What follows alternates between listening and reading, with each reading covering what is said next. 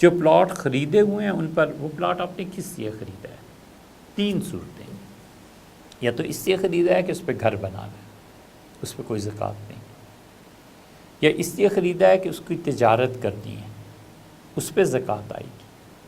مثلاً 1 لاکھ روپے کا پلاٹ خرید لیا،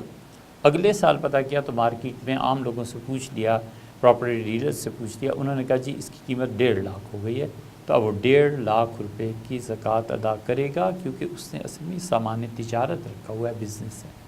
تو پہلی صورت میں زکوٰۃ نہیں آتی، کیونکہ اسے گھر بنانے کو رکھا ہے۔ اور تیسری صورت یہ ہے کہ اس نے کوئی نیت ہی نہیں کی، خدا نہ کرے کہ کوئی مومن ایسا ہو، مومن نیت کے ساتھ بندھا ہوا ہوتا ہے، تو پہلی صورت میں زکوٰۃ نہیں، دوسری صورت اگر یہ کر لیں کہ اس نے نیت ہی نہیں کیا تو پھر بھی زکوٰۃ نہیں، اور تیسری تجارت کی کر لیں کہ تجارت پہ زکوٰۃ ہوگی، اس کے علاوہ زکوٰۃ نہیں، نیت ہی نہیں کی، بس زمین خرید لی، نہ یہ طے کیا ہے کہ گھر بنائیں گے، نہ یہ طے کیا ہے کہ اسے بیچ دیں، بس کر لیں گے کچھ نہ کچھ، جو کچھ نہ کچھ ہے نا، اس پہ زکوٰۃ نہیں ہوتی۔